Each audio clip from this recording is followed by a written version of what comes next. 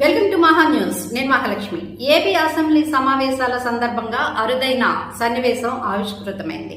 ఎమ్మెల్యేలు ఎమ్మెల్సీలకు ఈరోజు photo session నిర్వహించారు. ముఖ్యమంత్రి చంద్రబాబు, డిప్యూటీ సీఎం పవన్ కళ్యాణ్, యువనేత లోకేష్ తో పాటు వైసీపీ పక్ష నేత బొత్స సత్యనారాయణతో కలిసి ఫోటో దిగారు.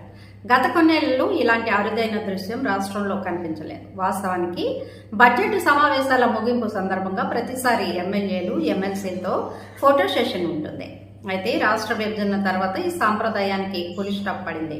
ప్రస్తుతం కూటమి ప్రభుత్వం మళ్లీ ఫోటో సెషన్ ను ప్రారంభించింది. Speaker Ayyanna Patrudu, deputy speaker Raghurama, శాసనసభ్యులు మండలి చైర్మన్ మోషన్ రాజు, డిప్యూటీ చైర్మన్ జకియా ఖానం ఆధ్వర్యంలో ఎమ్మెల్సీలకు ఫోటో సెషన్ నిర్వహించారు. మొదటి వరుసలో చంద్రబాబు నాయుడు, పవన్ కళ్యాణ్, డిప్యూటీ స్పీకర్, మంత్రులు కూర్చుండగా ఎమ్మెల్యేల సీనియారిటీ ప్రకారం 2, 3, 4 వరుసలు కేటాయించారు.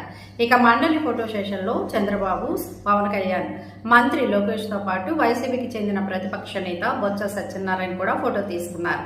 ఈ ఫోటో సెషన్ కు వైసీపీ ఎమ్మెల్సీలు సైతం హాజరయ్యారు.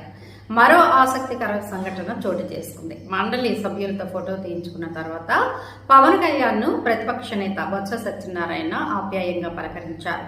బాగున్నారా అంటూ పవన్ యోగక్షేమాలపై ఆరా తీయగా పవన్ కళ్యాణ్ కరచాలనం చేస్తూ బొత్సతో మాట్లాడారు. గత ఏడాది నవంబర్లో సైతం పవన్ బొత్స ఆప్యాయంగా కౌగిలించుకోవడం అప్పట్లో చర్చనీయాంశమైంది. ఇరువురు నేతలు వేరువేరు పార్టీల్లో ఉన్నప్పటికీ మెగా ఫ్యామిలీతో బొత్సకు మంచి సంబంధాలే ఉన్నాయి.